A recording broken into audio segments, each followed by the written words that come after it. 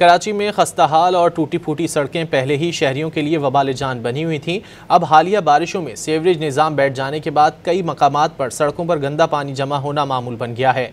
Sewerage के पानी में डूबी टूटी फूटी सड़कों ने जहां शहरियों को अजाब में मुब्तला किया हुआ है, वहीं ट्रैफिक की रवानी भी शदीद मुतासिर है। देखते हैं शफी बलोच की रिपोर्ट। शहर के कई रिहायशी और तजारती मराकज में बारिशों के बाद अब सीवरेज का पानी जमा है, जिसने शहरियों की जिंदगी अजीरन बना दी है। गंदे पानी में डूबी खस्ताहाल सड़कों पर सफर करना शहरियों के लिए किसी इम्तहान से कम नहीं। एमेजिना रोड के अकम में वाक़े तिजारती इलाके में सड़कें पहले ही खस्ताहाल थी। अब सड़क पर कड़े सीवरेज के पानी की वजह से यहाँ सफर करना दोहरे अजाब का बाइस बन गया है।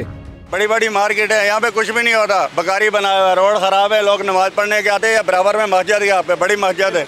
कितने मोटरसाइकिल इस गटर में गिर जाते हैं, कितनी गाड़ियाँ आती है इस गटर में। 4 तो 5 माह तो पानी है, कोई इस निज़ाम नहीं है, कोई भी नहीं, गवर्नमेंट कुछ भी नहीं कर रही। इलाका मकीनों और दुकानदारों ने कई बार सीवरेज निज़ाम की दुरुस्तगी और गंदे पानी की निकासी के लिए शिकायत की, लेकिन कोई सुनवाई नहीं हुई। कैमरामैन नोमान सिद्दीकी के साथ शफी बलोच, डॉन न्यूज़, कराची।